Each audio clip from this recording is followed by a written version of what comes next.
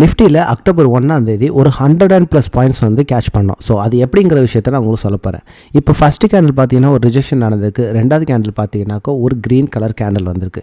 But நமக்கு இந்த candle பொறுத்த வரைக்கும் பிஃபோராக இருக்கக்கூடிய இந்த இடத்துல பார்த்தீங்கன்னா மார்க்கெட் ஒரு சைட்வேஸு. பட் இந்த இடத்துல எப்படி நான் ட்ரேட் எக்ஸிக்யூட் பண்ணேன் அப்படிங்கிறத பாருங்கள். நான் யூஸ் பண்ணக்கூடிய அட்வான்ஸ் ஆர்டர் ஃப்ளோ கான்செப்டை பொறுத்த வரைக்கும் மார்க்கெட்டில் எவ்வளோ லாட் பிளேஸ் ஆகுது அப்படிங்கிறத ஈஸியாக ஃபைண்ட் அவுட் பண்ணிக்கலாம். ஸோ இந்த ஆர்டர் ஃப்ளோ கான்செப்ட்டில் ரைட் சைடில் இருக்கிறவங்கள பையர், லெஃப்ட் சைடில் இருக்கக்கூடியதான் செல்லர்.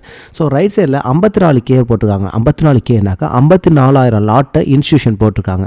அப்படிப்பட்ட 54,000K நெக்ஸ்ட் ஒரு கேண்டில் வந்து அக்செப்டன்ஸ் கொடுத்துச்சு. அக்செப்டன்ஸ் நடந்ததுக்கப்புறம் இந்த 54K திருப்பியும் மார்க்கெட்டை அதே இடத்துக்கு ஒரு லைனை ட்ரா பண்ணாக்கா ஸோ இதே இடத்துல மார்க்கெட் ஒரு ஸ்னைப்பர் என்ட்ரி கொடுத்துருக்கு. ஸோ நெக்ஸ்ட்லேருந்து மார்க்கெட்டு ஒரு அக்ரெசிவ் மூவ், மார்க்கெட் இதுலேருந்து ஒரு அக்ரெசிவ் மூவ், மார்க்கெட் அன்னைக்கு ஃபுல்லாகவே ஒரு அப் ட்ரெண்ட்லேயே மார்க்கெட் போய் முடிஞ்சிருக்கு. ஸோ இதை ஃபாலோ பண்ண அப்படின்னாக்கா என்னோட யூடியூப் சேனலில் டிஎம் பண்ணுங்கள்.